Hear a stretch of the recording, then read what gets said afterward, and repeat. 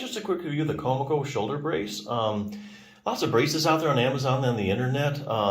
I'm just going to go over a few of the features that I really like about this one. Basically, this is made up of basically kind of a neoprene rubber, Velcro, and a breathable mesh. So that's the main parts, what it's made out of.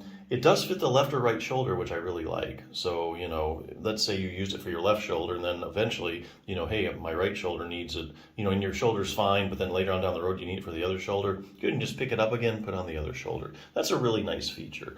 The other thing I like about this is it has a little pocket here that you could put either a cold or a hot pack on it. Just kind of pull that up, and you can put a little hot pack or cold pack over there.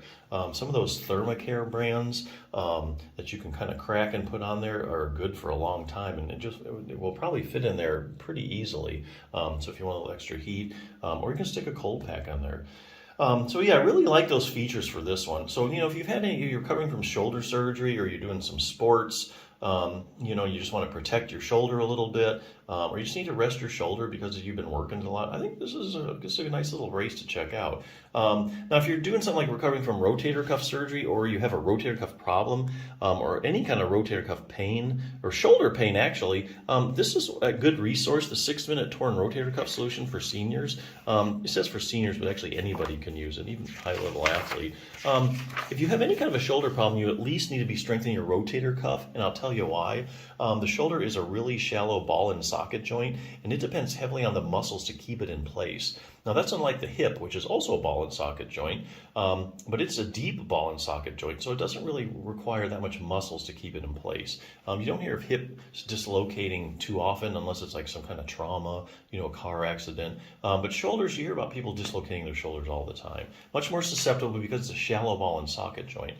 So here again, if you have a condition, so what's the benefit? If you have a really strong rotator cuff, it holds everything in place, and as you move your arm around, the ball stays firmly in the socket. If you have a weak rotator cuff, or it's not as strong as it should be, or as strong as it needs to be for what you're asking it to do, what happens is you'll get excessive motion in the joint. The ball will go out of place in a matter of millimeters, and that will tend to irritate things. So basically, if you have any kind of condition like tendonitis, bursitis, you know, shoulder arthritis, basically, you know, if you're getting a little bit of instability in your shoulder, it's just going to aggravate everything and flare it up, and then kind of keep it from healing. So here again, strong rotator cuff, square one if you have any kind of shoulder problem.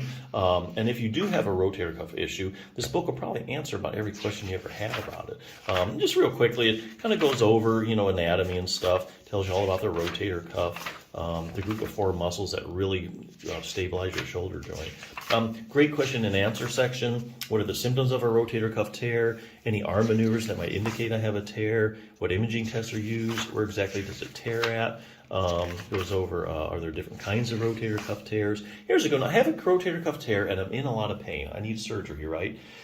Well, not necessarily. That's kind of a myth, I think. Sometimes you have a rotator cuff tear, yes, you need it repaired, but not necessarily. I'll tell you why. This is a real evidence-based book. It relies upon studies to answer the questions. Each one of these boxes is a study in layman's terms, so you can actually understand it. So here's how they answer the question. They look at studies where, say, you take 100 people with a torn rotator cuff, and researchers will go and they'll measure the size of the tear, and then they'll go ahead and they'll run a pain scale. They'll find out how bad are the people hurting, run like a visual analog scale. So then you have, let's say, 100 people, you know the size of their tear and you know how bad they're hurting. Now you would think that there'd be a perfect correlation between the size of the tear, the bigger the tear, the more you're hurting. That's actually not what researchers are finding. There's actually a fair amount of people walking around that have an asymptomatic rotator cuff tear. So there's other people actually walking around with big rotator cuff tears that have no pain. This is really common as you get older because the incidence of rotator cuff tears when you hit your 60s and 70s kind of goes up decade by decade, and a lot of them are just asymptomatic.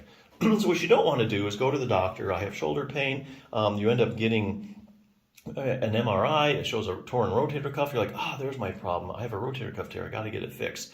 Not really. You could have an asymptomatic rotator cuff tear, so you don't really need to go through the surgery and repair it because it's not the cause of your problem. It's asymptomatic. It's really something else that's causing you the pain. So just some of the pitfalls to look out for. What will happen if I just leave my rotator cuff tear alone? Here again, they look at studies where they take people with a torn rotator cuff, and for some reason or another, they just don't get around to doing anything about it. And so researchers will follow these people over the years and find out what happened to their rotator cuff. You know, did it get better, the same, worse? You know, does it repair itself?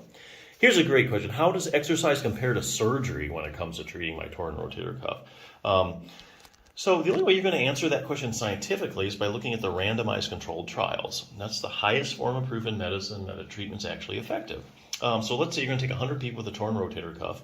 50 you're going to randomly assign to surgery. The other 50 you're going to randomly assign to just having exercise.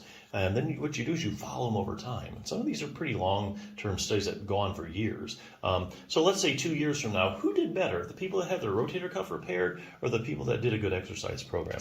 And basically, this book has looked at all the randomized controlled trials, and what it's finding is that there's very little difference between the groups, or you do the same. So basically, kind of end up in the same place. Has a good exercise program, beginning, intermediate, advanced. Does have stretching and strengthening program, and literally it will take you less than 6 minutes. So great concise program if you're looking for that. But hey, if you're looking just for a shoulder brace, I just need something to immobilize my shoulder. This is kind of a very straightforward and simple one, and I really like it. So definitely check it out.